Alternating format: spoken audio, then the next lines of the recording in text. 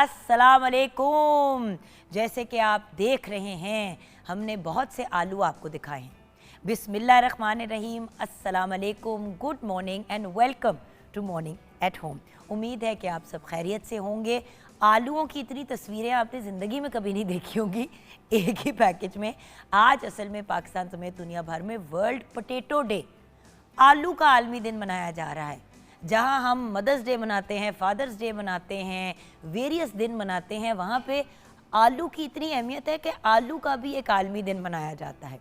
लेकिन आलूओं की बात करने से पहले मैं बात करना चाहूँगी सब्जियों की इन जनरल।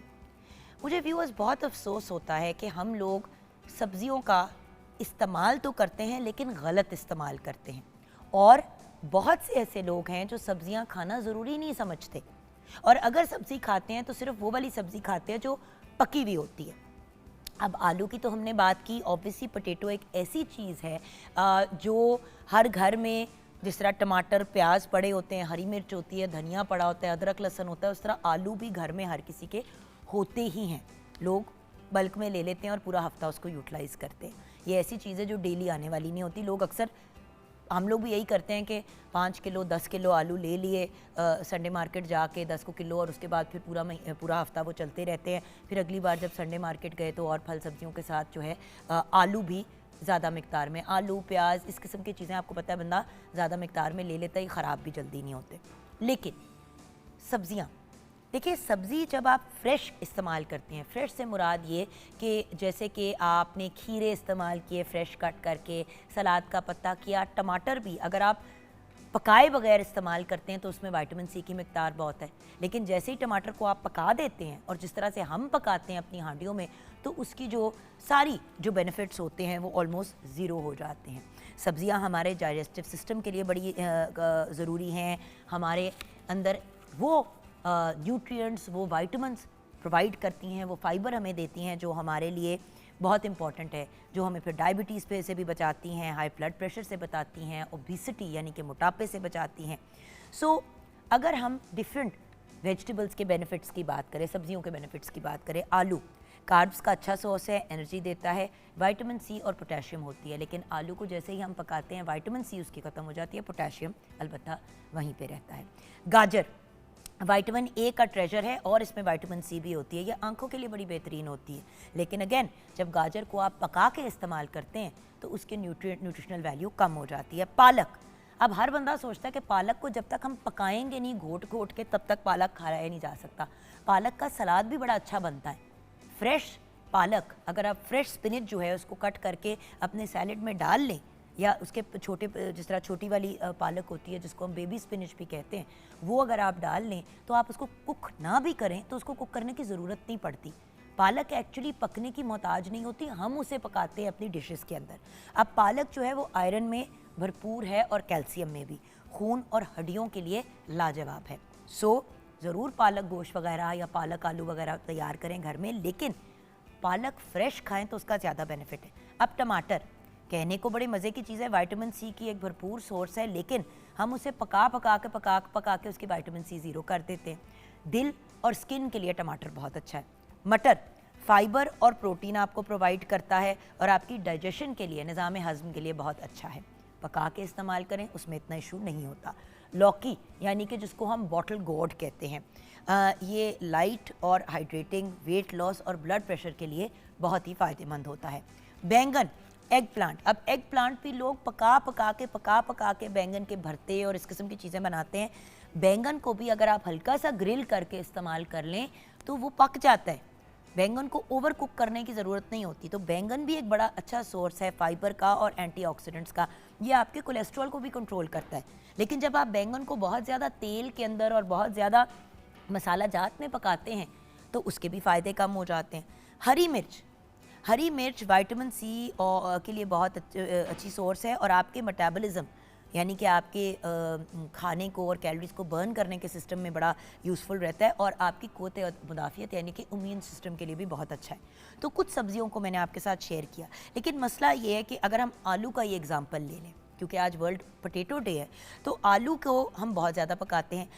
30 मई को दुनिया भर में इंटरनेशनल पोटैटो डे मनाया जाता है, क्योंकि ये एक बहुत सिंपल और पावरफुल सब्ज़ी है और ये बहुत से लोगों को न्यूट्रिशन भी प्रोवाइड करती है। आलू हर कल्चर में किसी ना किसी फॉर्म में इस्तेमाल होता है, कहीं पे फ्राइज़ के तौर पे, कहीं पे मैश अंदाज में, कहीं पे करी के फॉर्म में, तो डिफरेंट तरीके से आलू का इस्तेमाल होता है। आलू यानी कि पोटैटो एक ऐसी सब्ज़ी है जो ना सिर्फ टेस्ट में बड़ी अच्छी है, हिस्ट्री और कल्चर का भी हमारे एक बड़ा अहम हिस्सा है। ये सब्ज़ियाँ हज़ारों साल पुरानी हैं, जिसका अगर साउथ अमेरिका मतलब जिसका आगाज़ जो है, अगर आलू का आप देखें तो साउथ अमेरिका एंडीज़ रीजन से हुआ। वहाँ 16वीं सेंचुरी में ये यूरोप पहुँचा और फिर पूरी दुनिया में बेसिकली छा गया। तो 16वीं सेंचुरी में जब ये यूरोप पहुँचा तो वहाँ से उसका एक स्प्रेड बना। लेकिन आलू सिर्फ एक कॉमन फूड नहीं है, ये एक बड़ी स्ट्रेटिजिक क्रॉप है। आलू उन इलाकों के लिए बहुत इंपॉर्टेंट है जहाँ पे रिसोर्सेज कम है और इनपुट महंगा होता है। आलू हर तरह के क्लाइमेट में और ज़मीन में उग जाता है, इसलिए आलू एक बड़ी ही वर्सटाइल और रिलायबल क्रॉप है। अच्छा, आलू क्योंकि क्लाइमेट फ्रेंडली सब्ज़ी है तो ग्रीन हाउस गैस इमिशंस वगैरह और ये चीज़ें नहीं इतनी प्रोड्यूस करता दूसरी सब्जियों के मुकाबले में। पिछले 10 सालों में दुनिया भर में आलू की पैदावार में 10% व्यूअर्स इजाफा हुआ है, जिससे एम्प्लॉयमेंट यानी कि नौकरियां भी बढ़ी हैं और उसके साथ साथ इनकम में भी लोगों के इजाफा हुआ है। आलू में जेनेटिक डाइवर्सिटी बहुत ज़्यादा है। आज के दौर में 5000 से ज़्यादा वैरायटीज़ जो हैं वो आलूओं की दुनिया में आ चुकी हैं। फार्मर्स लैंड एकर्स मतलब आप अगर देखें तो फार्मर्स ने बहुत सी जगहों पे जहाँ तीसरी चीज़ें लगाई हैं, जिस तरह लैटिन अमेरिका के इलाकों में बहुत ज़्यादा आलू पाया जाता है। इसके अलावा इसकी क्रॉप के 150 वाइल्ड रिलेटिव्स भी हैं, जिनमें बहुत से कॉमन ट्रेट्स होते हैं। स्वीट पोटैटो भी इसमें आ जाता है। और इस साल की जो थीम है वो भी यही है कि बेसिकली ऐसी हेरिटेबल ट्रेट्स इसके अंदर होती हैं जो फ्यूचर में नई जो हमारी इन्वायरमेंट की और डिजीज़ की और कंज्यूमर की नीड्स के मुताबिक इसको इम्प्रूव किया जाता है। सो आलू को मज़ीद कैसे इम्प्रूव किया जा सकता है और किस तरीके से इसको लोगों के लिए मज़ीद कारामद बनाया जा सकता है, इसके ऊपर बड़ी वर्किंग हो रही है। देखिए व्यूअर्स, जब भी कोई दिन मनाया जाता है हमारी कोशिश होती है, चाहे वो दिन छुट्टी का दिन ना हो, हम कोशिश ज़रूर करते हैं कि बीइंग द स्टेट चैनल आपको उससे रिलेटेड इन्फॉर्मेशन भी दें और सच्ची बात है अपनी भी नॉलेज में इजाफा करूं। हम इतनी डिफरेंट चीज़ों पे बात करते हैं अपने प्रोग्राम में, अब कुछ ऐसी चीज़ें होती हैं जिनको हम फॉर ग्रांटेड ले लेते हैं, जैसे कि आलू हो गया, केले हो गए, कुछ ऐसी चीज़ें होती हैं, कुछ फल सब्जियाँ ऐसी होती हैं जिनको हम एवं ही कहते हैं ये तो है ही। भिंडियाँ हो गई, गोभी हो गई, आलू हो गए, टमाटर हो गए, प्याज हो गए, लौकी हो गई, कद्दू हो गए, भिंडियाँ हो गई, अपनी क्या है उसका नाम, टिंडे हो गए, देसी टिंडे भी होते हैं, दूसरे फार्मी टिंडे भी होते हैं। मतलब there is such a huge variety of सब्जियाँ पाकिस्तान में, और हम अपने आप को खुशकिस्मत कंसिडर करें कि हमारे मुल्क में सब्जियाँ फिर भी रीज़नेबल प्राइस में मिल जाती है। कभी बाहर के मुल्क में देखें कि कितनी महंगी सब्जियां मिलती हैं, वैरायटी भी नहीं मिलती, और सच्ची बात है जायका भी उनका कोई ख़ास मज़े का नहीं होता। आजकल आम का सीज़न अब आ गया, बाहर के मुल्क में कभी आम को ट्राई करें, आपको, मुझे कसम से मैं हमेशा कहती हूँ लगता है गोभी खा रहे हैं, बस जायका सी। मेक्सिको के आम जो है वो अमेरिका में बड़े ईज़िली अवेलेबल होते हैं और यूजुअली वहाँ पे मेक्सिको वगैरह के आम लोग मंगवाते हैं, बट पाकिस्तानी आम में और मेक्सिको के आम में ज़मीन आसमान का फ़र्क है। सो फ्लेवर्स की बात होती है, हम आगे जाके आम पे भी किसी दिन बात करेंगे। ऑब्वियसली मैंगो जो है वो फलों का बादशाह है। अगर मैं कहूँ कि आलू सब्जियों का बादशाह है तो ये बात गलत नहीं होगी। आलू एक बहुत ही ब्रिलियंट सब्ज़ी है और हम आलू को बहुत बदनाम भी करते हैं। लोग कहते हैं वज़न कम करना है तो आलू ना खाओ। आलू एक्चुअली वज़न कम करने में भी आपके काम आता है, मगर शर्त यह है कि आप उसको डीप फ्राई करके ना यूज़ करें। खैर, किचन की तरफ भी बढ़ना है, आलू पे मज़ीद बात भी करनी है, लेकिन एक चीज़ जो बड़ी ज़रूरी होती है, हर जुम्मे हम हमेशा आपको जुम्मा मुबारक ज़रूर विश करते हैं, तो आपको जुम्मा बहुत मुबारक हो। अल्लाह आज का दिन हम सब के लिए पॉजिटिविटी और बरकतों का बायस बने, और जब आप लोग दुआ करें तो हमें भी ज़रूर दुआओं में याद रखिएगा। आप तो हमारी दुआओं का हमेशा हिस्सा रहते ही हैं, तो जुम्मा मुबारक। आइए किचन की तरफ रुख करते हैं, जहाँ पे शेफ़ अनम शेख करोड़ आलू की इकसाम लेके हमारा इंतज़ार करिए। अस्सलाम वालेकुम। वालेकुम अस्सलाम, और आपको भी जुम्मा मुबारक। इतना अच्छा दिन होता है ना जुम्मे का, और फिर जब आप ख़ास तौर पे उसको ग्रीट करती हैं ना तो वो और अच्छा लगना शुरू हो जाता है। कोई बात ये है कि देखें, मैं हमेशा एक ही बात कहती हूँ अनम, कि जो मौका खुशी का मिल जाए उसे अवेल कर लो। बिल्कुल ऐसा ही।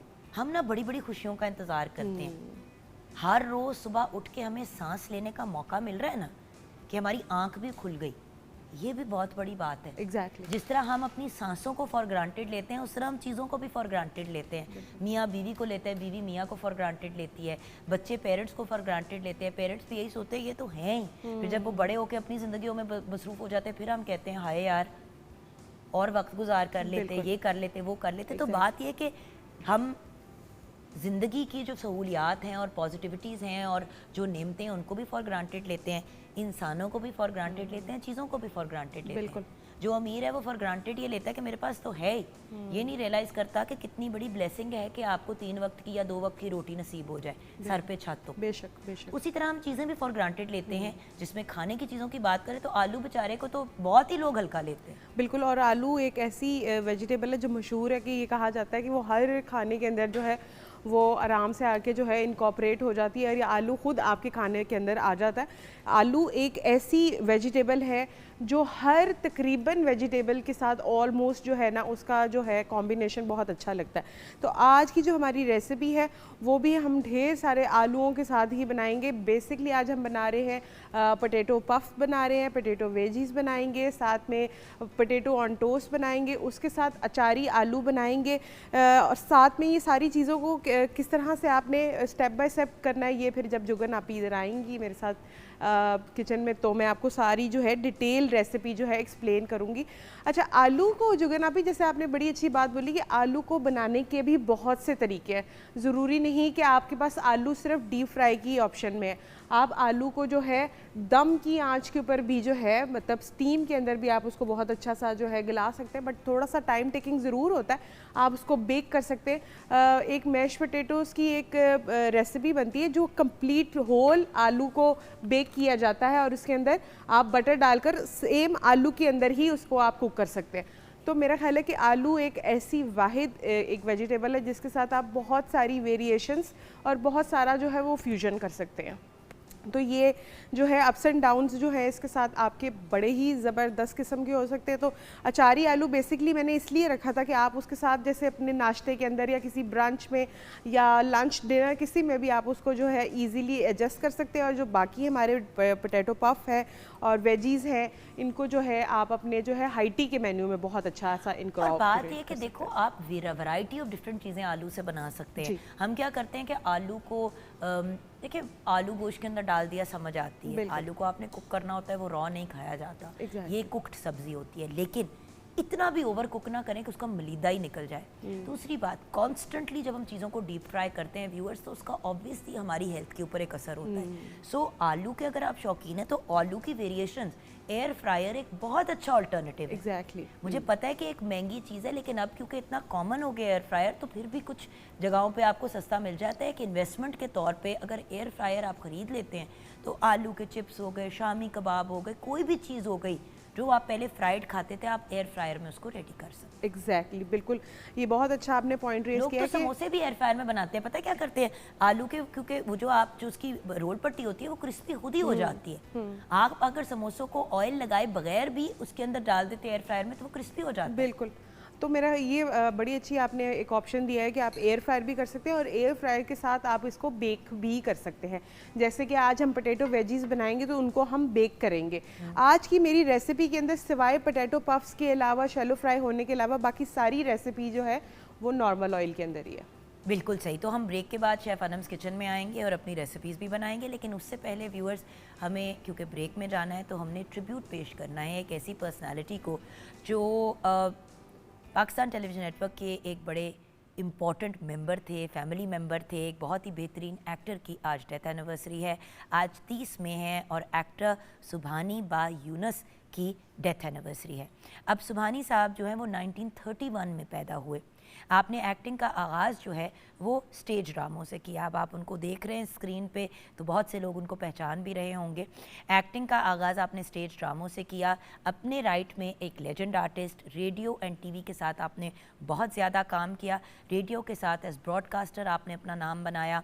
आपने मोहम्मद बिन कासिम, किस्सा चार दरवेश, मिर्ज़ा गालिब बंद रोड, खुदा की बस्ती, सस्सी पुन्नू और तन्हाइयाँ जैसे बहुत फेमस और सुपर हिट ड्रामों में काम किया।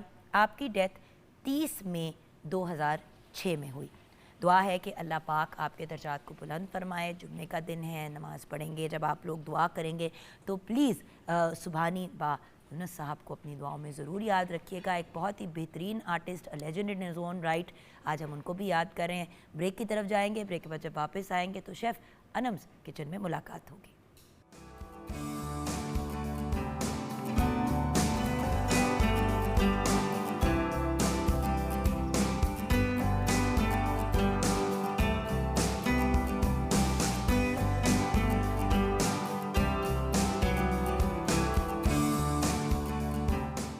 Welcome back from the break viewers. हम हैं किचन में शेफ़ अनम के साथ ही हमने कहा ज़रा ज़ैनब गोंदल को भी बिठा देते हैं क्योंकि हमने सोचा आलू की बात हो रही है और आज माशाल्लाह बच्चा हमारा आलू बन के आए हैं, ठीक है ना।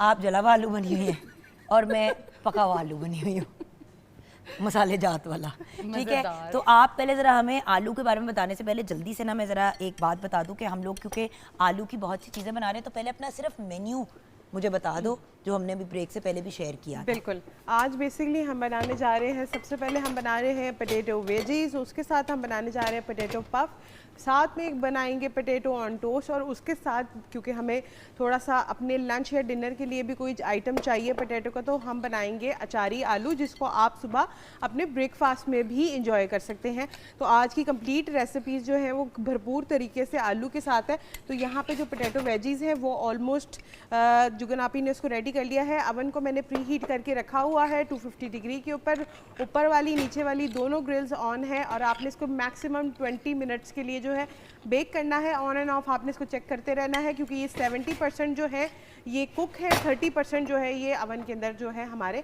अच्छे से कुक हो जाएंगे। तो मीनवाइल जो है यहाँ पे पोटैटो वेजीज रेडी हैं। दूसरी तरफ जो है मेरे पास, और ये पोटैटो वेजेस आपने पहले बॉईल की हुई थी? 70% इसको मैंने ब्लांच किया हुआ था, 70% विद स्किन है। अगर आपको फॉर एग्जांपल स्किन के साथ नहीं पसंद तो आप विदाउट स्किन भी कर सकते हैं, तो ये भी एक ऑप्शन है। नहीं, बट जान विद स्किन इसलिए इस्तेमाल करना चाहिए बिकॉज उस आलू के छिलके में भी बड़े बेनिफिट्स जी बिल्कुल। तो उसमें थोड़ा सा और एक और चीज़ होती है जो कि ना भी उससे जो है ना बड़ा अच्छा सा जो है एक आपके पोटैटो वेजीज के अंदर एक क्रिस्प का एलिमेंट जो है बड़ा अच्छा आ जाता है। अच्छा, यहाँ पे हम उसकी मैरिनेशन की बात कर रहे थे, तो मैरिनेशन के अंदर इसमें सॉल्ट है, इसमें थोड़ा सा काली मिर्चें हैं, वाइट पेपर के अंदर भी आप इसको कन्वर्ट कर सकते हैं, साथ में सेसमी सीड्स हैं, और इसके अंदर mix herbs, red chili crush है, चिकन पाउडर है, गार्लिक पाउडर है, डाल के अच्छी तरीके से मैरिनेट कर देना। अच्छा, यहाँ पे एक चीज़ बड़ी इंपॉर्टेंट है, आप चाहे तो इसमें थोड़ा सा फ्लावर जो है वो 1 से 2 टेबलस्पून ऐड कर सकते हैं, या फिर आप इसके अंदर जो है थोड़े से 2 से 3 टेबलस्पून ब्रेड क्रम्स भी ऐड कर सकते हैं, वो भी एक्स्ट्राऑर्डिनरी जो है इसके अंदर क्रिस्प दे देता है। तो ये जो है पोटैटो वेजीज हमारे ऑलमोस्ट रेडी हो गए। तो ये, और बात ये है कि मैंने एक चीज़ ज़रूर की है, वो लोग क्या करते हैं कि प्लेट पे डाल के ना उसको बस डाल देते हैं। आपको करना ये चाहिए कि आपको उसको स्प्रेड आउट करना चाहिए ताकि एक ही उसका लेयर हो। तो ये हमने डाल दी अपने पोटैटो वेजेस अवन में कुक होने के लिए। हमारा पॉइंट ये होता है कि साइमल्टेनियसली ये सारी चीज़ें हो सकती हैं। बिल्कुल। अच्छा, अब आलू के बेनिफिट्स की अब हम बात करेंगे। मैं जल्दी से जो है ये जो आपने मुझे समझाया था जी, ये कि हम जो आलू की एक अचारी आलू होते हैं, हाँ, जो हम अक्सर उसके साथ भी खाते हैं, हलवा पूड़ी के साथ भी और उस तरह से। तो इसमें आपने मुझे बताया था कि मैंने डालना है जिंजर गार्लिक पेस्ट। आप बेशक फ्लेम को तेज़ कर लें। अच्छा, ये जो है रेसिपी बहुत ही कन्वीनियंट है। आप इसको जो है अपने घर में ख़ास तौर पे सुबह अगर आपका कोई ब्रंच का आपका कोई प्लान है जिसमें आपने ब्रेकफास्ट और लंच को कंबाइन करना है, तो उसके लिए ये बहुत अच्छी सी जो है एक ऑप्शन है। ये आपने डालना है, सबसे पहले जिंजर गार्लिक पेस्ट को आपने लाइट गोल्डन ब्राउन कर लेना है इसके अंदर, क्योंकि ये पाकिस्तानी कुजीन है, और पाकिस्तानी कुजीन में एक चीज़ बहुत इंपॉर्टेंट होती है, वो होती है जी भुनाई। और भुनाई हर चीज़ की इसके अंदर इंपॉर्टेंट होगी, तभी आपकी अचारी आलू का जो फाइनल रिजल्ट है वो बहुत अच्छा आएगा। इसमें जाएगा जिंजर गार्लिक पेस्ट। उसके बाद यहाँ पे आप ये मसाले जहाँ देख रही हैं, अच्छा ये सारे जो है मसाले ये हल्के हल्के से टोस्टेड, और मैंने इनको बिल्कुल जैसे दरदरे किया हुआ है। एग्जैक्टली, मुझे वो वर्ड नहीं मिल रहा था। इसमें है जी साबुत सूखा धनिया, साबुत काली मिर्चें। कब डालना है? ये हम इसमें डालेंगे। अच्छा, ये इसका है पोटैटो ऑन टोस्ट का।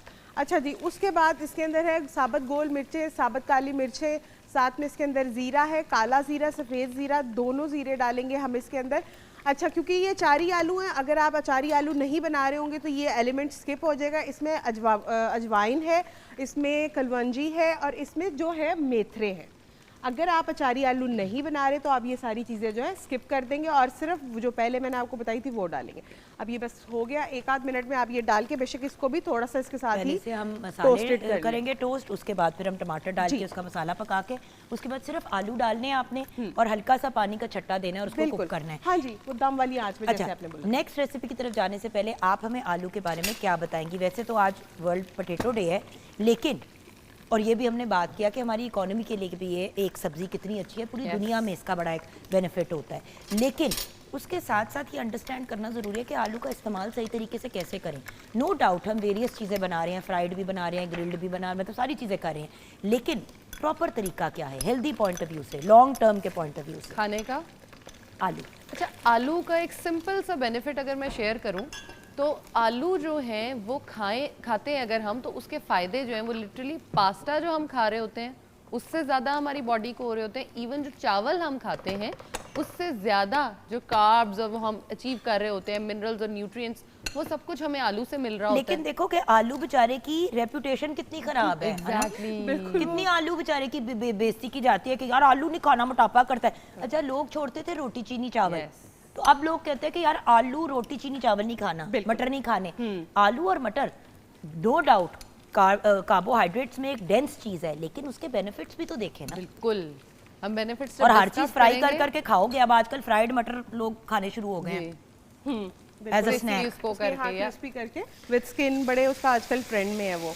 हाँ, तो बात ये है कि अब उसका प्रॉब्लम ये है कि वो हर चीज जब आप उसको फ्राई कर देते हैं तो उसमें फिर तो देखिए, खाना तो हमने है, बनाना हमने है, अब हमें पता होना चाहिए कि हमने उसके बेनिफिट्स किस तरह से लेने हैं, हमने जो है उसको पका के कैसे खाना है। आलू बुरा नहीं है। और बाय द वे आपकी स्किन के लिए भी आलू बड़ा अच्छा है लगाने के पॉइंट ऑफ व्यू से, वो भी हम करेंगे जरा आगे बात। यस, हाँ, आलू को आप पका कैसे रहे हो और उसे खा कैसे रहे हो और उसकी कंजम्पशन कितनी है, किस तरह से है, ये टोटली डिपेंड करता है कि आलू बेनिफिशियल है या आलू बेचारे को बदनाम ही सिर्फ किया हुआ है। सही। सो आलू के अंदर होता क्या क्या है? पोटेशियम की मैंने सुना है कि बड़ी अच्छी सोर्स है। पोटेशियम की बड़ी अच्छी और सोर्स पोटेशियम है। करता क्या है हमारे लिए? जैसे हम मैग्नीशियम की बात करते हैं, तो ये चीज़ें जो हैं ये हमें बेनिफिट क्या देती है, ये भी बताओ। पोटेशियम बेसिकली जब हम देखें हमारी बॉडी में सोडियम के लेवल्स हैं, जिसको हम कह रहे हैं कि उसने हमारा ब्लड प्रेशर जो है उसको बढ़ाता है, हमारी हार्ट डिजीज़ की तरफ लेके जाता है। तो जो पोटेशियम होता है वो सोडियम को लेवल करने में बॉडी में बड़ा काम आता है, क्योंकि दोनों जो हैं वो बराबर चल रहे होते हैं। अगर सोडियम ऊपर जाता है तो पोटेशियम नीचे चला जाता है ऑटोमेटिकली। तो पोटेशियम को बराबर रखने या सोडियम से ऊपर लेके जाने के लिए हमें पोटेशियम रिच फ्रूट्स और फूड्स जो हैं वो खाने बहुत ज़रूरी हैं, जिसमें पोटैटो एक बड़ा अच्छा सोर्स है, क्योंकि इसमें बहुत ज़्यादा अमाउंट जो है वो मौजूद होती है पोटेशियम की। औसम। तो अच्छा, ये जो है अब इस मसाले के पे हम कहाँ पे जाएं? जी बस और 2 मिनट आप बस इसको भूनेंगे और फिर आलू डालकर आपने इसको मसाले के अंदर अच्छी तरीके से भूनना है, तकरीबन 4 से 5 मिनट के लिए। जब मसाला आलूओं के अंदर बिल्कुल चला जाएगा तो फिर हम इसके अंदर तकरीबन हाफ कप के करीब, डिपेंड करता है कि आपके आलू नए हैं या पुराने हैं, ये भी बहुत ज़्यादा खाने के अंदर जो है वो मैटर करती है चीज़। तो उस हिसाब से हम देख लेंगे। पहले हम इसके अंदर आधा कप पानी डाल के इसको दम वाली आंच पे रख देंगे। अगर उस पर हमारे आलू हो जाएंगे गुड इनफ, अगर नहीं तो फिर 2-3 घूंट हम पानी के और इसमें ऐड करेंगे और हमारे अचारी आलू रेडी। अच्छा, आलू अगर ज़रा सा कच्चा हो तो लोग खाना ही छोड़ देते हैं, क्या कच्चा आलू खाने से कोई नुकसान होता है? नहीं, सिर्फ उसके स्टार्च कंटेंट का डिफरेंस होता है। जैसे जो कच्चा आलू होता है उसमें स्टार्च कम होती है, जैसे जैसे वो पकता जाता है, जैसे आप देखते हैं कि हम स्प्राउटेड आलू जो होते हैं जिनकी वो निकली हुई होती हैं थोड़े से, उसको हम कहते हैं ज़रा वो पक गया है, तो उसमें आप देखें कि वो सबसे ज़्यादा शुगरी होता है, क्योंकि उस टाइम पे स्टार्च जो होती है वो शुगर में कन्वर्ट हो रही होती है, तो वह सबसे ज़्यादा मीठा होता है। तो उससे आई थिंक अवॉइड ही करना चाहिए, और डिशेस भी अच्छी नहीं बनती बिल्कुल। है और वो क्योंकि वो जब बहुत ज़्यादा आलू गल जाता है तो वो थोड़ा मिठास वाली साइड में भी चला जाता है और उसका स्टार्च का जो एलिमेंट है वो भी बहुत ज़्यादा हो जाता है। एंड ओवर कुक्ड आलू की प्रॉब्लम सबसे बड़ी, you have to understand that when you over cook आलू तो वो बिल्कुल ही ना शेप अपनी खराब कर देता है। एग्जैक्टली। और वो जैसे आपने जुगना भी एक स्टार्ट में बात की थी कि जब आप बहुत ज़्यादा आलू को गला देते हैं तो वो भुरना शुरू हो जाता है आपके खाने के अंदर। तो जो बहुत ज़्यादा आलू पुराना होता है वो इसी तरीके से आपके जो है वो खाने के अंदर वो मतलब घुलना स्टार्ट हो जाएगा। फिर वो चाहे आलू गोश्त है या कुछ भी आप बना रहे हैं तो वो उसमें आपकी पूरी जो है खाना उसको वो ख़राब कर देगा। अब ये इस पे डाल दूँ मैं? जी डाल दें। हाँ, अभी आपके आलू आ गए। इनको सबसे पहले तो मैंने छान लिया था, क्योंकि आलूओं को आप पानी में ही डाल के रखते हैं जब आप उनको कट करते हैं, वरना काले हो जाते हैं। अच्छा, आलू काला क्यों होता है? स्टार्च। और उस काले होने का कोई नुकसान होता है? अच्छा देखिए, जब स्टार्च कंटेंट बढ़ जाता है तो ऑफ कोर्स आप इतनी ज़्यादा शुगर ले रहे होते हो तो इंसुलिन लेवल्स जो है वो बहुत जल्दी रेज कर जाते हैं आपकी बॉडी में। और इंसुलिन लेवल अगर एकदम से इतने ज़्यादा बढ़ रहे हैं, इसका मतलब ये है कि आपकी बॉडी एट रिस्क है। तो आपको उसको जो है इतना कंज्यूम इस तरह से नहीं करना चाहिए। आप पानी में डाल के रखो, अगर तो वो बहुत ज़्यादा काले हो गए हैं तो आई वुड रिकमेंड आप उसे इस्तेमाल ही मत करें। बिल्कुल सही। अच्छा, अब आ जाते हैं अपने ये पोटैटो, ये जो आपने अभी पोटैटो ऑन टोस्ट। पोटैटो, अच्छा जी, पोटैटो ऑन टोस्ट आपने ये सुना prawn होगा, toast भी prawn लोग on बनाते हैं, toast chicken होते toast हैं, भी जी, बनाते हैं। चिकन ऑन टोस्ट, उसी तरीके से आप पोटैटो ऑन टोस्ट भी बना सकते हैं। अच्छा, इसके अंदर जो है मैं पहले आपको बेसिक बता देती हूँ कि हमने इसके अंदर मैरिनेशन में क्या क्या ऐड किया है। सिंपल हमने तकरीबन 2 से 3 बड़े साइज़ के आलू लिए, जिसको हमने कम्प्लीटली बॉईल कर लिया 100%, और उसके बाद अच्छी तरीके से उसको मैश कर लिया। उसमें हमने ऐड किया है थोड़ा सा जो है कोरिएंडर, लाइक हाफ कप के करीब, उसमें हाफ कप इसमें मिंट जाएगा, और हाफ कप ही हम इसके अंदर ऐड करेंगे अनियंस का। आपने इसको लेके अच्छी तरीके से फाइनली चॉप कर लेना है, और चॉप करने के बाद जितना भी एक्सेस वाटर है आपने वो सारा निकाल लेना है, क्योंकि आलू के अंदर अगर पानी का कंटेंट होता है तो आलू को खुलने का जो है वो टाइम बहुत जल्दी हो जाता है। मतलब अगर आप कोई चीज़ कुक कर रहे हैं तो आलू फ़ौरन खुल जाते हैं। ये सिंपल मैरिनेशन है। Salt, black pepper, red chili crush, थोड़ा सा गार्लिक पाउडर, साथ में मिक्स हर्ब्स मैंने डाले। अब इस पॉइंट पे आप इसके अंदर जो है कोई भी चिकन, मटन, बीफ या कोई सी फूड जो है आप इसके अंदर ऐड कर सकते हैं, सिर्फ एक फ्लेवर इन्हेंस करने के लिए। अदर देन ये इस तरह भी बहुत ज़बरदस्त लगते हैं।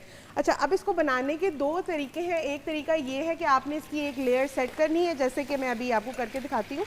एक लेयर आपने इस तरह से नॉर्मल साइज़ की, अगर आप कोई चिकन या सी फूड या मटन वगैरह में कर रहे हैं तो पतली लेयर करेंगे। अगर पोटैटो में कर रहे हैं तो थोड़ी सी अगर लेयर मोटी भी हो जाएगी तो उससे कोई इतना फ़र्क नहीं आएगा, क्योंकि अब हमारे पोटैटोज़ जो हैं वो कम्प्लीटली कुक हैं।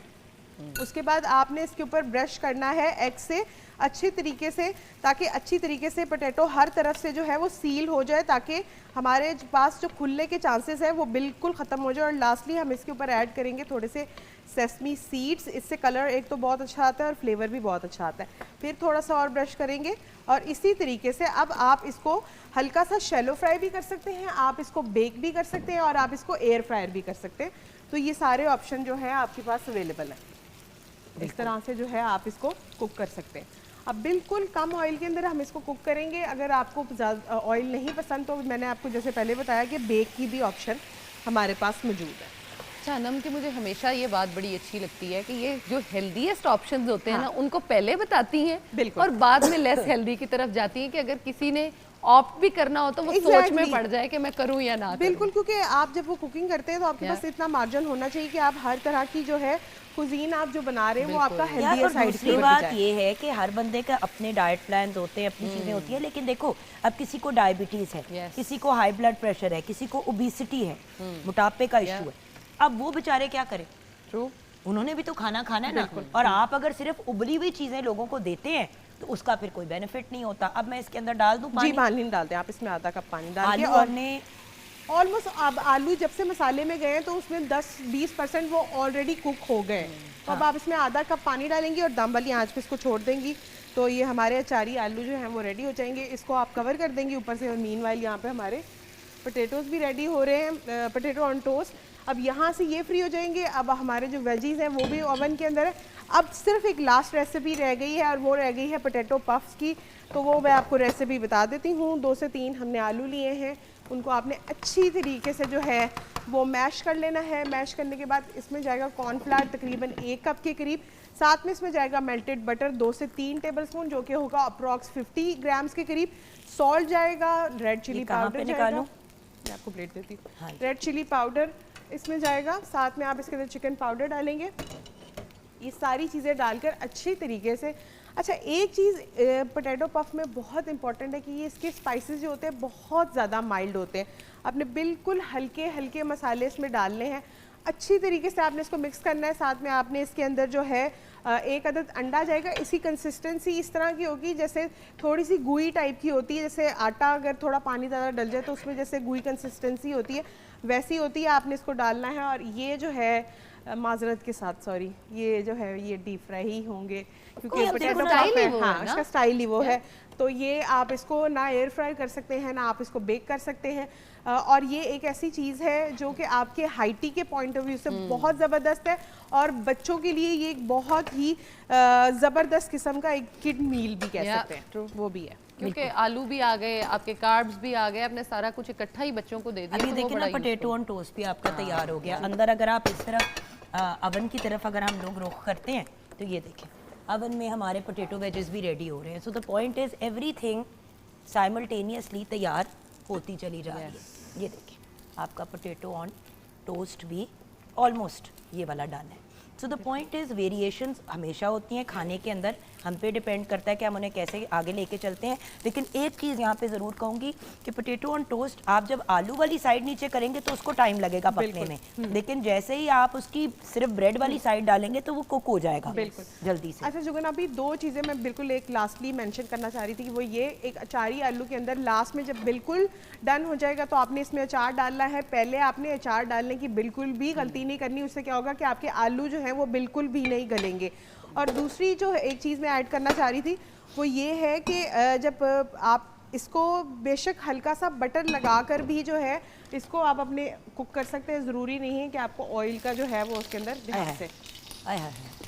आपको पता मैंने अपनी फनकारियाँ भी करनी होती है ना साथ साथ। बस अब ये हल्की आंच पे जो है ये पकते रहेंगे। हाँ बस मैंने कहा मैं एक दफ़ा उसको घुमा अब दूं। आप देखें अगर जुगन आप ही आलूओं को अगर आप उसकी शक्ल देखें तो वो ऑलमोस्ट जो है वो 50% जो है वो कुक हो गए हुए हैं। बिल्कुल। अब आप इसको बेशक कवर करके कुक करें थोड़ी देर के लिए, वो अपनी स्टीन में पक जाए तो उसके बाद आप इसको रिमूव करें। तो हमारी रेसिपीज मुकम्मल हो गई। बिल्कुल मुकम्मल। अच्छा, आलू का इस्तेमाल करना कैसे चाहिए? आलू का बेहतरीन इस्तेमाल तो ये है कि हम उसको बेक करके या उबाल के खाएं।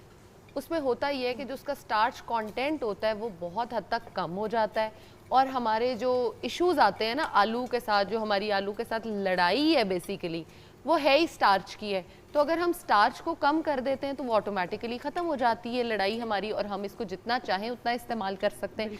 अब ये ना हो कि कल से 5-5 किलो आलू लोग खाना शुरू कर दे और कहे तुमने खुद ही कहा था कि खा लो, लड़ाई ख़त्म हो जाएगी। ये नहीं करना होता। Excess of everything is bad. आप ये देखें कि जो टोस्ट हैं ये इतने मज़े के लग रहे हैं वैसे ही, तो अगर आप हाफ खा लेते हो, if you are on diet, weight loss कर रहे हो, शुगर पेशेंट्स हैं, जो भी हैं, अगर वो इसका हाफ पीस खा लेते हैं तो ये उनको बिल्कुल भी वरी नहीं करने की जरूरत, क्योंकि कैलोरीज जो है अल्लाह ना करे शुगर हो या कोई ऐसी चीज़ वो हो तो फिर एक अलग बात है। बट जनरली आप देखें कि किसी भी चीज़ को प्रॉपर तरीके से इस्तेमाल करें तो इश्यूज नहीं होते। यस, हम लोग क्या करते हैं कि हमारी कोशिश होती है कि हम मैक्सिमम जो है ना वो अगर किसी ने कह दिया कि यार हरी मिर्च बड़ी अच्छी है, हाँ जी, मीठे में भी हरी मिर्च डालनी शुरू कर देंगे। ये वाली चीज़ जो है ना हमने अवॉइड करनी है। ट्रू। अब ये देखें हम प्रॉन ऑन टोस्ट मज़ीद जो है वो बना के डालते जा रहे हैं। बात ये कि व्यूअर्स आपके घर में गेस्ट, आप ये नहीं कि एक चीज़ का अलबत्ता मेन्यूज़ में ख्याल रखना चाहिए जो लोग नहीं रखते, which is the fact that एक ही किस्म की 6 चीज़ें ना बनाएं। अब मुर्गी है तो वो फिर 6 मुर्गी की डिशें बना के लोग रख देते हैं सामने। और उससे भी ज़्यादा डिफरेंट कुजीन्स अगर आप ट्राई करते हो, सिर्फ देसी में मत जाओ, आप उसके साथ कॉन्टिनेंटल ट्राई कर सकते हो, चाइनीज़ ट्राई कर सकते हो। बिल्कुल। और ये जो हम अभी इसके लिए हम यूज़ कर रहे हैं मिल्की ब्रेड यूज़ कर रहे हैं, थोड़ा सा एक जो स्वीट एलिमेंट इसको देगा, लेकिन आप इसके अंदर जो है सिंपल ब्रांड ब्रेड भी यूज़ कर सकते हैं अगर आपने उसको बिल्कुल ही डाइट के पॉइंट ऑफ व्यू से बनाना है, या जैसे आपका दिल कर रहा है कि पूरा आपने एक स्लाइस खाना है तो वो आप अपनी ब्रांड ब्रेड में बना के इसी तरह करके आप उसको ओवन में बेक कर लें या टोस्ट कर लें, एयर फ्रायर कर लें, तो ये भी एक आपके पास अच्छा ऑप्शन आ जाएगा। बस प्रॉन टोस्ट का ये होता है कि उसको एहतियात से आपने रखना है वरना वो अलहदा हो जाता है उसका मटेरियल और वो। और बस जुगन अभी आलू का एक ही ड्रॉबैक है और वो ड्रॉबैक ये है कि आप इसकी कोई भी चीज़ बनाकर जो है वो फ्रीज नहीं कर सकते क्योंकि इसमें पानी का कंटेंट बहुत ज़्यादा होता है। तो एक आध दिन के बाद जो है इसके अंदर पानी जो है आपके, चाहे वो कबाब बनाए हुए या कोई भी मटेरियल आपने बना के रखा है तो उसमें पानी का कंटेंट आना शुरू हो जाएगा। तो अगर आप उसको फ्राई, एयर फ्रायर कुछ भी करेंगे तो वो जो है वो खुलना शुरू हो जाएगा और वो जो आपने पहले दिन खाया होगा वो चीज़ आपको दोबारा से नहीं मिलेगी। बस एक ये ड्रॉबैक है, अदर देन तो आप आलू के साथ तो वैरायटी ही चीज़ें बना सकते हैं। बिल्कुल, और वही चीज़ है ना कि जितनी ज़्यादा आप अच्छे तरीके से अपनी घर में वेरिएशन खाने की चीज़ें की रखेंगे, बच्चे उतना ही कम आपको तंग करेंगे खाते पीते हुए चीज़ें।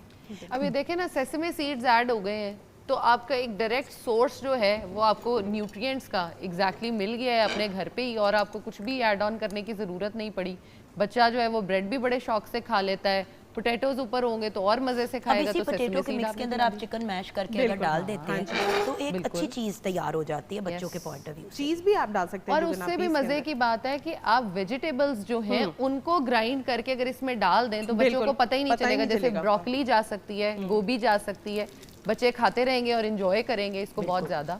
बिल्कुल। अच्छा, ये ऐसा करते हैं कि हम ब्रेक की तरफ चलते हैं, अनम को अपना काम करने देते हैं क्योंकि अभी उनके ऊपर काफ़ी जिम्मेदारियां हमने डाली हुई हैं।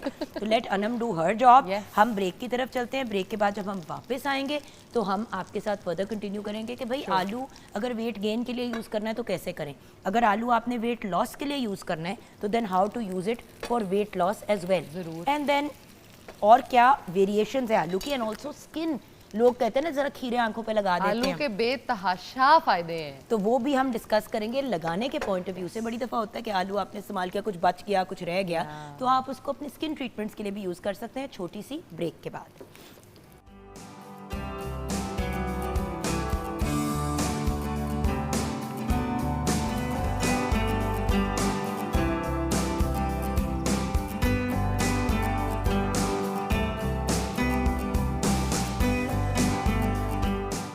Welcome back from the break viewers. Zainab Gondal हमारे साथ है। किचन में तो हमने इनको बिठा ही लिया था कि चलो तुम भी देख लो कि खाना बनता कैसे है।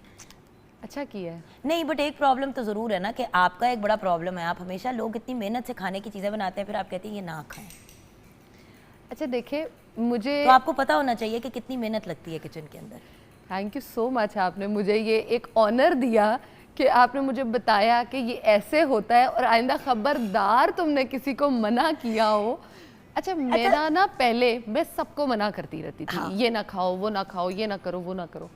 अब ना पिछले कुछ टाइम से मैंने वाकई ये रियलाइज़ किया है, कुछ आपने मुझे रियलाइज़ करवाया है ज़बरदस्ती, कि तुम्हें सबको सब कुछ बताने की ज़रूरत नहीं है। देखो, चुप रहो। उस नहीं, दूसरी बात, उस माहिर नफ्सियात फॉर एग्जाम्पल साइकोलॉजिस्ट का क्या फ़ायदा जिसके पास एक बंदा जाता है थेरेपी के लिए और वो सारी ज़िंदगी जाता रहे। इसका मतलब ये है कि वो थेरेपिस्ट अपना काम सही नहीं कर रहा, अनलेस आपको कोई ऐसी बीमारी हो जिसको मैनेज करना है, स्किज़ोफ्रेनिया वगैरह, बाइपोलर वगैरह। उसी तरह अगर एक इंसान न्यूट्रिशनिस्ट के पास जाता है, वो उसको खाने पीने का अगर ढंग नहीं सिखाता, डे टू डे लाइफ का, सिर्फ डाइटिंग ही कराता है, तो फिर उस न्यूट्रिशनिस्ट का कोई फ़ायदा नहीं है। क्योंकि अगर मुझे सारी ज़िंदगी न्यूट्रिशनिस्ट के पास जाने की ज़रूरत है खाना खाने के अंदाज सीखने के लिए, तो वो न्यूट्रिशनिस्ट फिर अपना काम नहीं कर रहा। अच्छा, मुझे ना किसी ने, जब मैं अभी पढ़ ही रही थी तब उसने मेरी मेंटोर ही मैं उन्हें कहूँगी, उन्होंने मुझे एक बात ये सिखाई थी कि ज़ैनब, तुम्हारे पास जो बंदा आए तुम उसको उसका डॉक्टर बना के भेजो, खुद मुख्तार। एग्जैक्टली, ताकि अगर वो तुम्हारे पास दोबारा आना चाहे तो वो अपनी मर्जी से आए, अगर वो ना आना चाहे तो वो ना आए। पैसे तुम्हें जो मिलने हैं ना वो अल्लाह की ज़ात ने देने हैं, वो तुम्हें मिल जाएंगे। आपको मैं एक बात बताऊँ, मैं ऐसे लोगों को भी जानती हूँ। जब मैं बहुत ज़्यादा डाइटिंग वगैरह करती थी तो आई रिमेंबर उस वक्त पे ना न्यूट्रिशनिस्ट और डाइटिशियंस का बड़ा नया ट्रेंड आया था। आई स्टिल रिमेंबर कि मुझे ये बात कही गई कि जुगन फलां डाइटिशियन के पास मैं जाती तो हूँ, लेकिन मसला ये है कि जब तक मैं उनके पास जाके हफ्ते का डाइट प्लान नहीं लेती मुझे पता ही नहीं होता कि इस हफ्ते मैंने क्या खाना है। तो ये प्रॉब्लम है। इसीलिए मैं आपको हमेशा कहती हूँ कि ज़ैनब लाइफस्टाइल चेंज करा दो ताकि लोगों को खुद समझ आ जाए कि उन्होंने क्या करना है। ट्रू। सो उसी तरह अब आलू एक डेली की यूज़ की चीज़ है, लेकिन हम इसको किस तरह अपने लिए यूज़फुल बना सकते हैं। ऑनेस्टली जब मुझे बताया गया ना कि हम आलू पे बात करेंगे, मैं इतना खुश और एक्साइटेड हुई कि फाइनली शुक्र है कि किसी ने इस चीज़ पे बात करने का इनिशिएटिव लिया है, और हम इस ऐसी सब्ज़ी पे बात कर सकते हैं जो डे टू डे हर एज के लोग जो हैं पसंद भी करते हैं और यूज़ भी करना चाहते हैं, और समहाउ आप खाना चाहो या ना खाना चाहो हमारी डेली डाइट में ये एडेड है। लेकिन उसके साथ साथ एक और इम्पॉर्टेंट चीज़ भी तो है ना, हर चीज़ आप खा सकते हैं, उसको खाने का तरीका होता है। बिल्कुल। ऑल्सो हमें तो प्रोग्राम करना चाहिए तेल के ऊपर भी ऐसे कि कौन कौन से ऑयल्स, जिसमें आपका बटर भी, सफ़ेद मक्खन भी आ जाता है, देसी मक्खन भी आ जाता है, नॉर्मल मक्खन भी आ जाता है, उसके अंदर आपके ऑयल्स आ जाते हैं, चाहे कोकोनट ऑयल हो, चाहे कनोला ऑयल हो। अब हमारे घरों में बहुत सी ऐसी चीज़ें इस्तेमाल होती हैं जो डेली यूज़ में हम यूज़ करते हैं। नमक पे हमने कभी बात नहीं की। ऐसे ही है। हम चीनी भी को तो कहते हैं कि बुरी चीज़ है। अब नमक को हम बुरा कहते हैं अगर आपको हाइपरटेंशन है, हाँ। बट नमक भी जिस्म की ज़रूरत है। मेरा ब्लड प्रेशर लो रहता है, अनम का ब्लड प्रेशर लो रहता है, हमारे लिए नमक एक बड़ी ज़रूरी चीज़ है। सो अगर मेरे घर में अब जैसे कम नमक के साथ खाना बनता है, मुझे अक्सर थोड़ा सा ऊपर डालना पड़ता है, क्योंकि मेरे जिस्म की ज़रूरत है। बिल्कुल। सो आपने अपनी बॉडी के हिसाब से चलना है। ऐसे ही है, आप हर चीज़ हर बंदे पे इम्प्लीमेंट नहीं कर सकते। कुछ चीज़ें होती हैं जो यूनिवर्सली सेहत के लिए ठीक नहीं होती, जैसे कि फ्रेंच फ्राइज सेहत के पॉइंट ऑफ व्यू से, स्पेशली वो जो आप बने बनाए पैकेट्स खरीदते हैं मार्केट से और फ्राई करते हैं, उसमें मैदा होता है, पता नहीं क्या क्या होता है, वो सेहत के लिए एक अच्छी चीज़ नहीं है। आप स्नैक के तौर पे एंजॉय करने के लिए लेना चाहते हैं तो चॉकलेट, हज़ार और चीज़ें हम खाते हैं। आप चॉकलेट, डार्क चॉकलेट खाएं तो सेहत के लिए अच्छी है। ऐसे ही है। उसी तरह अगर आप मीठी नॉर्मल मिल्क वाली चॉकलेट पे जाते हैं तो वो नुकसान भी देती है, बट एक पीस खा लें नो प्रॉब्लम। ट्रू, आपने कितना खाया, किस चीज़ को खाया, ये मैटर करता है। अब आलू बेचारा जो है ना वो इतना बदनाम है कि ये तो बिल्कुल खाना बंद कर दो, इसका ये नुकसान, इसका वो नुकसान, लेकिन हम उसके फ़ायदों पे बात नहीं करते और हम ये बात नहीं करते कि आलू को कैसे, किस तरह इस्तेमाल करेंगे तो वो बुरा है और किस तरह इस्तेमाल करेंगे तो वो अच्छा है। अब अगर मैं बात करूं कि आप आलू को डेली फ्राइज़ बनाकर डीप फ्राई करके खाओ, तो ऑफ कोर्स आलू बेचारे में कोई न्यूट्रिएंट कुछ नहीं बचता, वो आपको मोटा ही करेगा और कुछ नहीं करेगा, वो आपके लिए एक्स्ट्रा कैलोरीज हैं सरप्लस में ले जाएगा। अच्छा, आलू की रेपुटेशन एक और वजह से भी ख़राब है और वो है व्यूअर्स चिप्स के जो पैकेट हम खरीदते हैं मार्केट से। होता ये है कि वो इतनी प्रोसेसिंग से गुजरते हैं और क्योंकि वो आलू के ही बने होते हैं, लेकिन उस आलू के अंदर मैदा भी मिला होता है और पता नहीं और क्या क्या चीज़ें मिली होती है, उसके अंदर आलू नहीं बचता, उसमें आलू नहीं बचता। आप जिस तरह आप चिकन नगेट्स की बात करें, अब चिकन नगेट्स आप सब मार्केट से जाके खरीदते तो हैं, कभी आपने नोटिस किया कि उन नगेट्स जो आप खरीद रहे हैं उनके अंदर क्या डला है? उसमें अगर एक नगेट इतना है तो उसमें इतनी सी शायद चिकन होगी और बाकी सारा मैदा, चिकन पाउडर और वो चीज़ें होंगी। तो बेहतर है कि घर पे बना लो। ऐसे ही फ्रेंच फ्राइज से हम नहीं मना कर रहे, लेकिन अगर आप आलू के वेजेस जिस तरह अनम ने काटे उनको कट करें, उनको थोड़ा सा आप ऑयल करके उसको एयर फ्रायर में डाल दें तो वो फ्राई स्टाइल की एक चीज़ बन जाती है। अब मुझे वेजेस में सबसे अच्छी चीज़ ये लगती है कि आप जो हो आलू का छिलका उसमें रिमूव नहीं करते और आप उसको बेक कर देते हो विद द मिनिमलिस्ट ऑयल। आपको उसको बहुत ज़्यादा डीप फ्राई करने की ज़रूरत नहीं पड़ती। और आलू जो है, अगर हम उसके छिलके की बात करें और अलग से उसकी बात करें, तो आलू के अंदर ऑलमोस्ट 100 ग्राम्स में अगर हम बात करें तो खाली आलू जो है उसमें 1.2 ग्राम्स ऑफ फाइबर है, और अगर आप छिलके के साथ वाले की बात करें तो ऑलमोस्ट उसमें 2.2 ग्राम्स ऑफ फाइबर है, यानी फाइबर का कंटेंट ऑलमोस्ट डबल है अगर आप उसको पील ऑफ करते हो। तो वाई नॉट आप आलू को पील के साथ इस्तेमाल करो। और अगर हम इसमें न्यूट्रिएंट्स की बात करें तो ये इतना इनरिच्ड है, विटामिन से पैक्ड है कि विटामिन ए इसके अंदर बहुत अच्छा है, विटामिन बी जो है इसके विटामिन B6, विटामिन B9 और विटामिन B12 ये हमारी डेली की ज़रूरत होती है। अब जैसे मैं अक्सर लोगों को देखती हूँ कि वो सिंपल ये कह रहे होते हैं मेरे मुंह में बहुत ज़्यादा जो है वो छाले होने शुरू हो गए हैं, पानी भी पी रहा हूँ। पहला रीज़न ऑफ कोर्स डिहाइड्रेशन ही होती है, लेकिन बहुत ज़्यादा डिहाइड्रेशन भी नहीं है, मैं पानी भी बहुत अच्छा पीता हूँ, मैं फ्रूट्स भी खाता हूँ, लेकिन मुझे पता नहीं क्या मसला है। आपको विटामिन B12 की डेफिशिएंसी है। ऑफ कोर्स डायग्नोस करने के बाद विटामिन B12 खाना शुरू करें, लेकिन आपको अगर आपके डेली खाने में मिल रहा है, आपके आलू में विटामिन B12 बहुत अच्छा है, विटामिन सी की डेली जितनी रिक्वायरमेंट हमें चाहिए, अगर हम 150 ग्राम आलू रोज़ खाते हैं तो हमें जो है वो हमारा विटामिन सी मिल जाता है। लेकिन वही बात, जैसे मैं बताती हूँ कि आपने आलू को या विटामिन सी को जब पका दिया तो उसमें से विटामिन सी ख़त्म हो गया। विटामिन सी स्किन की डेली रिक्वायरमेंट है, आपको विटामिन सी स्किन के लिए चाहिए, आपके इम्यून सिस्टम के लिए चाहिए, अपने आप को बूस्ट करने के लिए चाहिए, अपनी फेस से एक्ने को रिमूव करने के लिए चाहिए। तो अगर आपको विटामिन सी गॉड गिफ्टेड मिल रहा है आलू में, और वो भी इतना सस्ता ऑप्शन है जो मिल रहा है, और आप उसको डीप फ्राई कर देते हो, विटामिन सी आपने खुद बर्न किया, विटामिन ए आपकी आंखों के लिए इतना अच्छा है, आपने खुद उसको बर्न किया है। अब मज़े की बात यह है कि आलू आपका कोलेस्ट्रॉल कम करने के लिए इस्तेमाल होता है कि आपकी बॉडी में अगर कोलेस्ट्रॉल के लेवल्स हाई हैं तो वो उसको कम करेगा, लेकिन अगर आप उसको फ्राई करके खाओगे इन एनी फॉर्म तो वो ऑफ कोर्स आपको जो है वो बढ़ाएगा कोलेस्ट्रॉल को आपकी बॉडी में। और अगर आपने अपनी डायबिटीज़ के लिए इस्तेमाल करना है आलू को, अगर आप आलू को बॉईल करके इस्तेमाल करते हो तो आप अपनी डायबिटीज़ को उससे कंट्रोल कर सकते हो। अगर वो ऑलरेडी कंट्रोल्ड है तो आप खाओ ऑफ कोर्स। बिल्कुल। और हम जब बात कर रहे थे स्किन के पॉइंट ऑफ व्यू से, तो क्या आपको पता है कि आलू जो है Yeah. वो आपकी स्किन को ब्राइट भी करता है और लाइटनिंग भी Yes. करता है। यानी अगर आपको छाइयाँ पड़ी हुई हैं या टैनिंग हुई हुई है, आलू का इस्तेमाल हो सकता है। ये आपकी स्किन को काम और सूद भी करता है, जिस बिल्कुल। तरह एलोवेरा भी एक अच्छा रोल अदा करता है स्किन को काम डाउन करने के लिए। आपकी पफिनेस और डार्क सर्कल्स, ये तो हम कब से देख रहे हैं कि आलू के दो आपने बिल्कुल। पीस कट करके अपनी आईज के ऊपर लगा दिए। एक्सफोलिएशन के पॉइंट ऑफ व्यू से भी बड़ी अच्छी चीज़ है, आपकी स्किन के ऊपर से डेड स्केल्स को रिमूव करता है। Anti ageing, hydrating, toning, acne and blemishes और सनबर्न को सूद करने के लिए। डिस्कलरेशन को खत्म करने में यूज होता अगर आपने आलू के जूस को या आलू के स्लाइस को किसी भी एरिया पे लगाएंगे तो आप इसको आलू के जूस को बाय द वे दूध में भी मिक्स करके लगा सकते हैं, नींबू में भी मिक्स कर सकते हैं और खीरे के साथ भी। Totally depending on your skin. आपकी और मेरी क्योंकि सेंसिटिव स्किन है, तो अगर हम खीरे का जूस और आलू का जूस मिक्स करके कॉटन बड से मुंह पे लगा लें तो उसके पॉजिटिव इफेक्ट्स हैं। अगर आप फेस मास्क की बात करें, आलू का जूस लें, उसके अंदर आप थोड़ा सा चावल का आटा डालें, उसमें शहद डालें, बेसन भी डाल सकते हैं, लेकिन बेसन मुझे नहीं सूट करता, तो मैं इससे चावल का आटा कह रही हूँ। आपको बेसन सूट करता है, करें। उसका फेस मास्क आपने बनाया और फेस एंड नेक पे लगा दिया, जैसे ही वो ड्राई होना शुरू करता है उसको हल्के हाथ से आप भट्टियाँ बना ब्राइटनिंग भी के और टाइटनिंग भी। और फिर पानी के छट्टे दे के आप उसको वाइप ऑफ कर लें। इसके बाद साबुन नहीं यूज़ करना। आलू के जूस को, आलू के पानी को कॉटन पैड पे ही लगा के जब पूरे फेस पे आप लगाते हैं तो वो आपकी टोनिंग का भी काम कर देता है। आलू के जूस को आप मिक्स कर सकते हैं रोज़ वाटर के साथ मिक्स कर सकते हैं। तो बात यह है कि अच्छा, उसी को अगर आप सोक करके आलू के जूस के अंदर सोक करके आंखों पे रखते तो आपको आलू के पीस नहीं रखने पड़ते। होता ये है कि जब आप आलू या खीरे के पीस रखते हैं वो गिरते रहते हैं मुंह से। अगर कॉटन पैड आप ले लेते हैं और उसमें डिप करें तो व्यूअर्स, लगाने में, खाने में, हर तरीके से आलू आपके लिए बड़ा बेनिफिशियल है। ऐसे ही और एक्चुअली उसका विटामिन सी का फ़ायदा तो आप लगाने में ही ले सकते हैं, क्योंकि आलू पकता है, बिल्कुल पकाते हैं तो विटामिन सी खत्म हो जाता है। बिल्कुल ऐसे ही। और कच्चा आलू खाया नहीं जाता। अब जैसे मज़े की बात ये है कि मैं जब भी उम्रे पे गई हूँ ना, तभी मुझे टैनिंग हुई है और हद से ज़्यादा हुई है, वरना नहीं होती। पाकिस्तान में अल्हम्दुलिल्लाह नहीं होती उस तरह से। तो जब मैं उम्रे से वापस आई रिसेंट, तो मुझे सबने कहा कि तुम ना आलू का इस्तेमाल करो, उससे तुम्हारी स्किन की जो टैनिंग है वो बड़ी रिमूव हो जाएगी।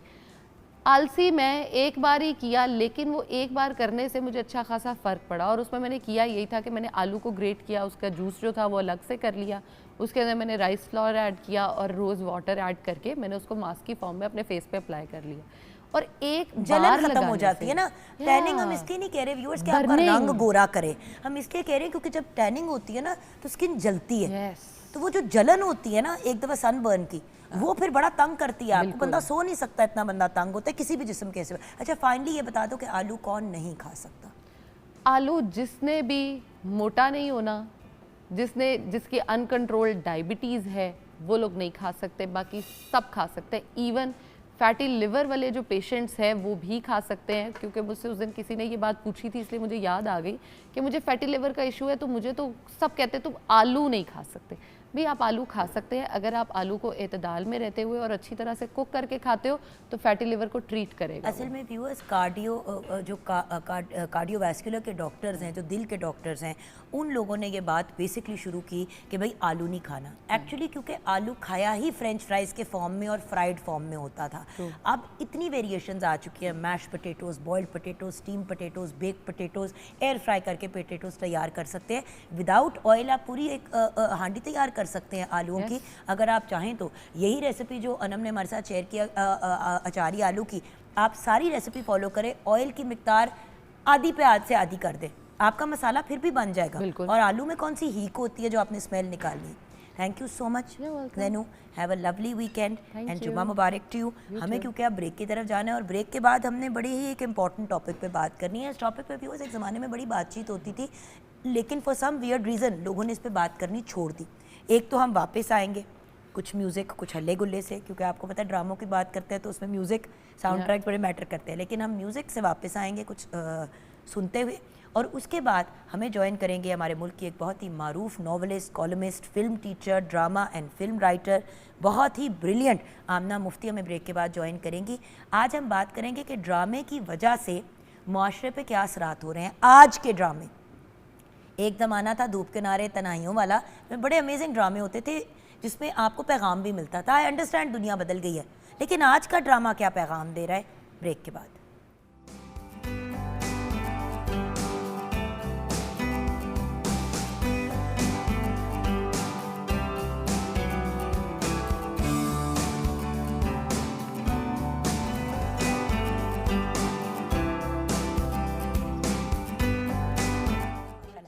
आज का प्रोग्राम कुछ खास है, क्योंकि ये तो है, लेकिन मेरी बड़ी ही प्यारी सहेली, मेरी जान, जिनके साथ काम मैंने बहुत कम किया है, बट एक ऐसी पर्सनालिटी जिनसे मैं बहुत इंस्पायर्ड हूँ।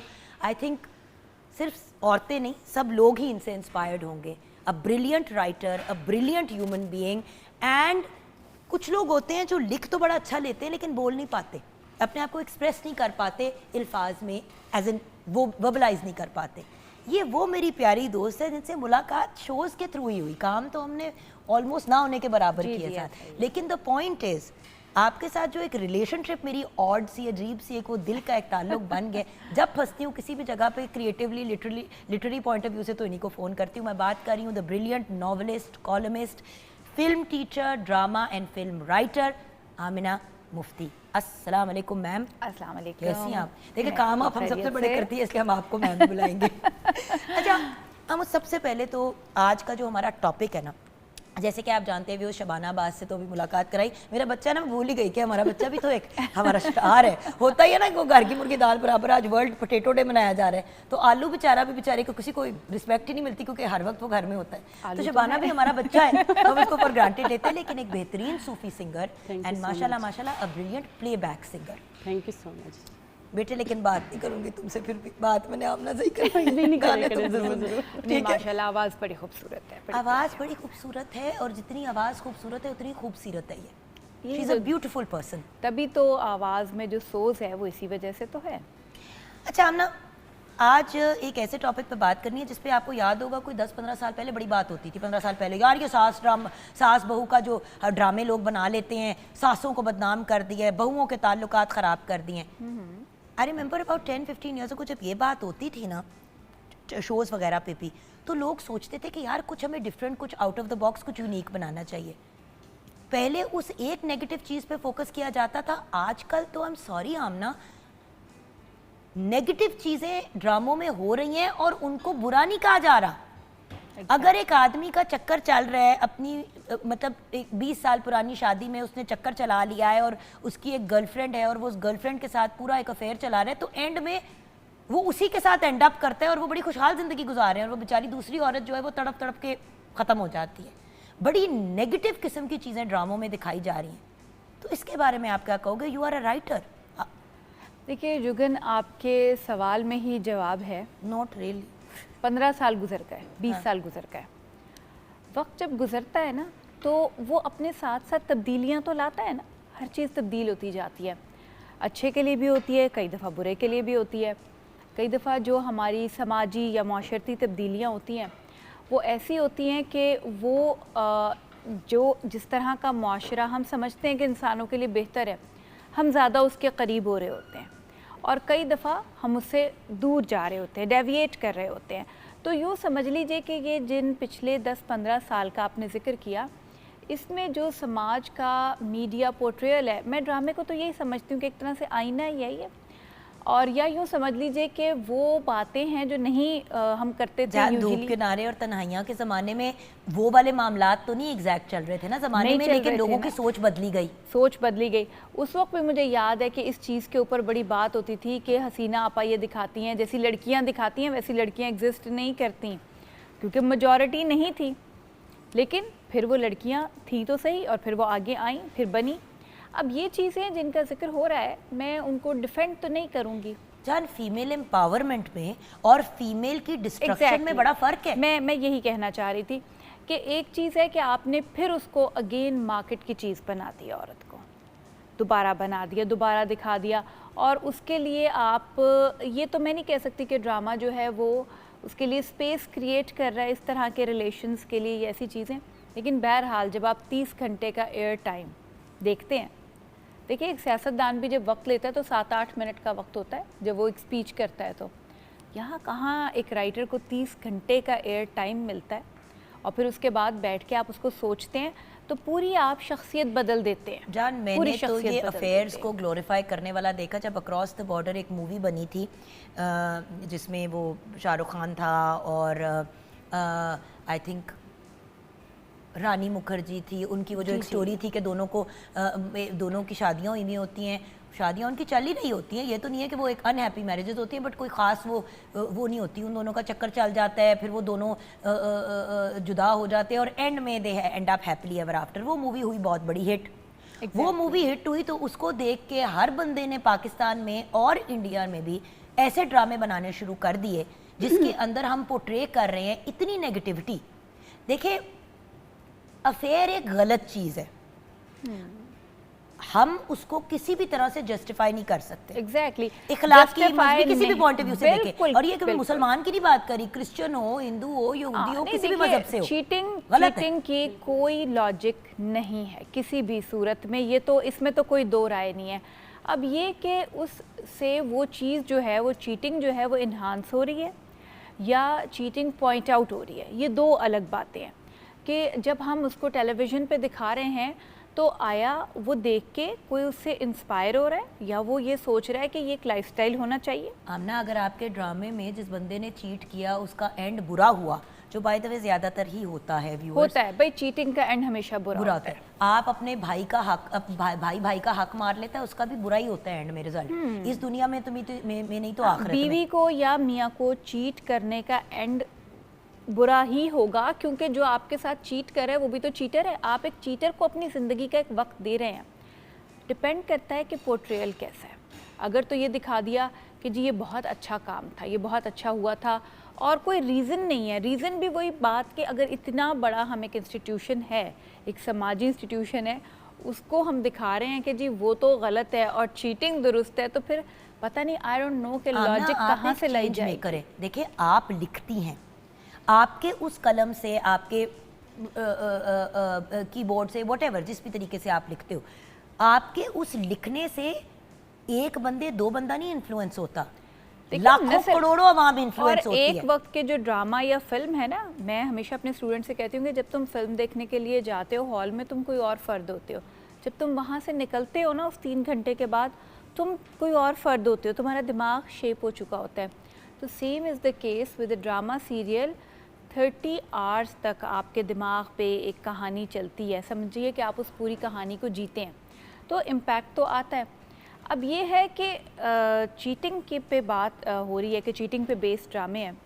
अभी एक ड्रामा चीटिंग पे बेस्ड ड्रामा है, भाई जो है वो भाई के साथ इस लेवल की ज्यादती कर जाता है कि वो उसको मतलब बस मौत के करीब ले इतनी। अब देखें, एक ड्रामा चल रहा है, आजकल ड्रामे देखते हैं, साजिश अच्छा, बहुत ज्यादा हो रही है, एक दूसरे से हसद बहुत ज्यादा दिखा रहे हैं, किसी की मतलब कोई पॉजिटिव वे ही नहीं है, हर चीज नेगेटिव वे हम पे दिखा रहे हैं। टिकटॉकर्स वगैरह को क्यों आमना जी बुरा नहीं, या उनको एक पॉइंट पे कहते थे कि यार ये क्या करें, क्यों? क्योंकि जो चीज़ें मुआशरे में नॉर्मल नहीं थी, जैसे कि शेर और इस तरह के जानवरों को घरों में रखना, बहुत से लोगों ने ये चीज़ करनी भी शुरू कर दी, शेरों के पिंजरों में घुसना शुरू कर दिया, ऐसी वीडियोस बनाई, जानी नुकसान, जिस्मानी नुकसान, और उसके साथ साथ आपने एक ऐसी चीज़ आम कर दी जो इखलाकी तौर पे बड़ी गलत है कि आप वाइल्ड एनिमल्स को घरों में बंद कर करके उनके साथ वीडियोस बना रहे हैं और इस तरह की चीज़ें कर रहे हैं। सो बात ये है कि जो बंदा दिख रहा होता है उसका एक इम्पैक्ट होता है, वो कंटेंट क्या प्रोड्यूस कर रहा है उससे फ़र्क पड़ता है, चाहे वो रील हो, चाहे वो ड्रामा हो, चाहे वो फिल्म की बड़ी स्क्रीन। बिल्कुल ग्लोरीफाई करना, मुझे याद है कि हम लोगों को जब शुरू में मैंने लिखना शुरू किया है तो ख़ास तौर पे ये कहा जाता था कि जी हम अपने प्ले में सेट के ऊपर शराब पीता हुआ नहीं दिखा सकते।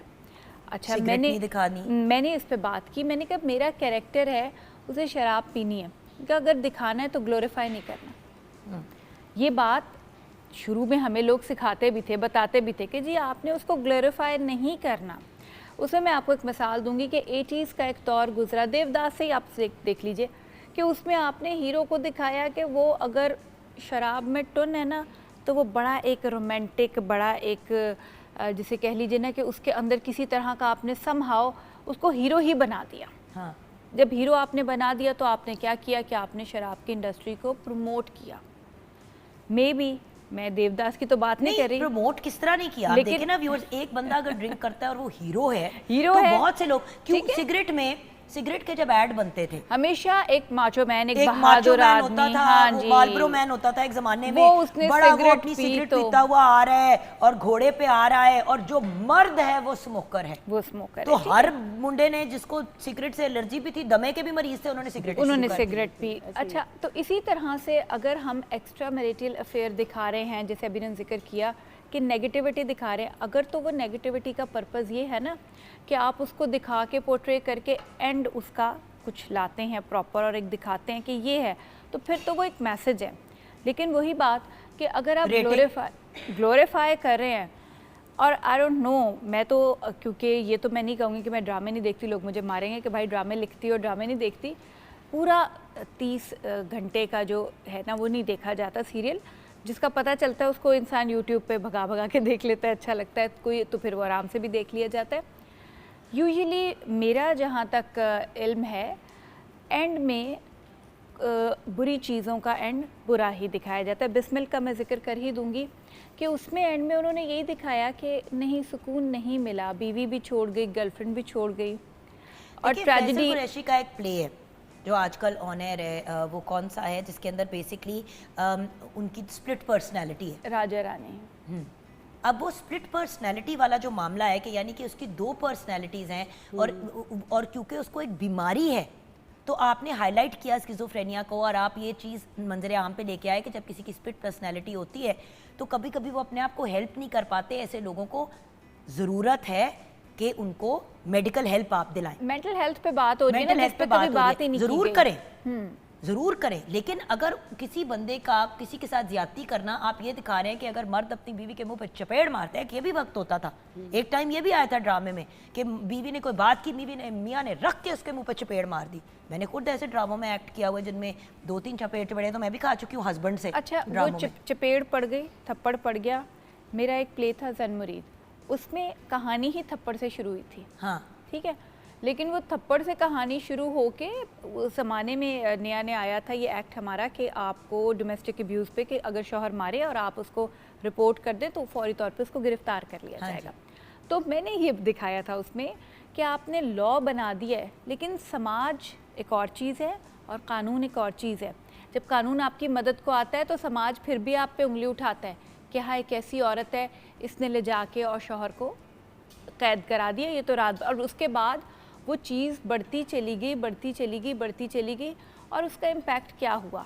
उसमें मैंने कतन थप्पड़ को ग्लोरीफाई नहीं किया था, मैंने उसमें पॉइंट आउट किया था। आपने थप्पड़ का इम्पैक्ट बताया था। इम्पैक्ट, अच्छा, और उसके रिएक्शन में जो कानून ने हेल्प की थी, उस कानून पे समाज का जो वियर्ड रिएक्शन, उन थप्पड़ों की बात का आपको याद है एक ज़माने में मैंने किसी ने मुझे मीम भेजी कि ये देखो, एक ये भी ज़माना था फिल्मों का जहाँ पे खातून को एक बंदा थप्पड़ मारता है और वो रोती भी उसके गले लग जाती है और उनका रोमांस और पीक पे चला जाता है। मतलब आप वही कहना चाह रही हैं, अब्यूज को ग्लोरीफाई कर दिया। तेनू प्यार करना पड़ेगा। हाँ, आप उसी की बात कर हाँ रही जी, हैं। आप समझ रही हैं क्या बात है। सो बात ये कि चपेड़े खार के आप करा के हम हंस तो रहे हैं व्यूअर्स, बट सोचने की बात है, हम भी बेटियों वाले हैं। अगर बेटियां नहीं है तो हमारी नीसेज हैं, हम खुद औरतें हैं, और अगर मर्द हैं तो आप भी किसी न किसी औरत से वाबस्ता है। जब आप चपेड़े और वायलेंस को ग्लोरीफाई करते हैं, थप्पड़ का क्या इम्पैक्ट होता है और उसके क्या कॉन्सिक्वेंसेस है, बड़ी अच्छी बात है, दिखाओ। लेकिन जब थप्पड़ मार के रोमांस और ज्यादा बढ़ जाता है तो ये कोई अच्छी बात नहीं है।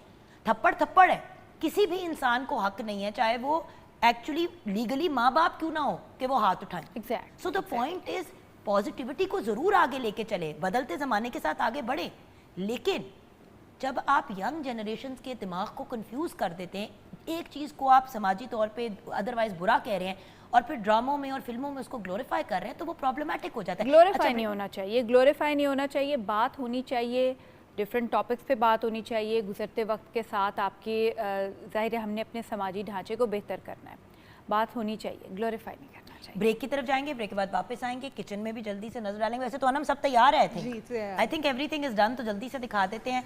अनम ने किचन में हर चीज़ रेडी कर दी है। जी बिल्कुल, पोटैटो ऑन टोस्ट, साथ में अचारी आलू, potato veggies and potato puffs, सारी चीज़ें रेडी। आज कंप्लीट थोड़ा टास्क लंबा था। Awesome, thank you so much. छोटी सी ब्रेक के बाद वापस आएंगे, आप हमारे साथ रहिएगा।